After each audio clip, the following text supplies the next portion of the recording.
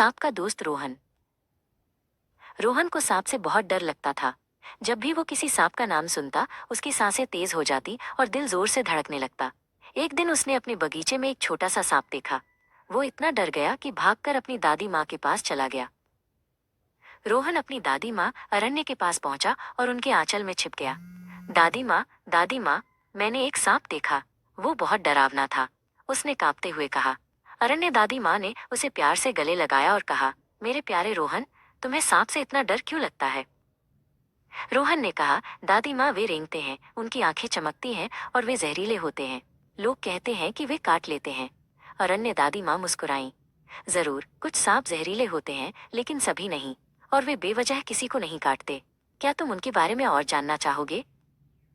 रोहन ने सोचा, डर तो था, पर जानने की इच्छा भी थी। हाँ दादी माँ, उसने कहा। तो कल हम जंगल के पास वाले प्रकृति केंद्र चलेंगे, अरण्य दादी माँ ने कहा। वहाँ तुम सांपों को सुरक्षित दूरी से देख पाओगे और उनके बारे में बहुत कुछ सीखोगे। अगले दिन वे प्रकृति केंद्र पहुंचे। वहाँ एक बड़े कांच के बाड़े में एक छोटा हरा सांप था। अरण्य दादी माँ ने बताया, ये घास का सांप है रोहन। ये जहरीला नहीं होता और खेतों में चूहों को खाकर किसानों की मदद करता है। उन्होंने देखा कि सांप धीरे धीरे रेंग रहा था, अपनी जीभ बाहर निकालकर आसपास को महसूस कर रहा था। वो किसी को नुकसान पहुंचाने की कोशिश नहीं कर रहा था, बस अपनी दुनिया में व्यस्त था। रोहन ने देखा कि सांप कितना शांत और सुंदर था।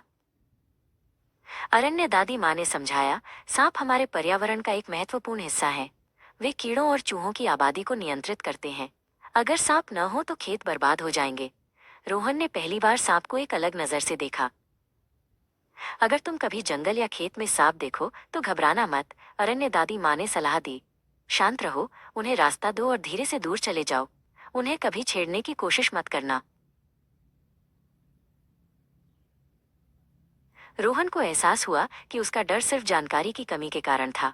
सांप उतने बुरे नहीं थे जितना उसने सोचा था। वे बस अपने घर में रहने वाले जीव थे, जिन्हें सम्मान और समझ की जरूरत थी।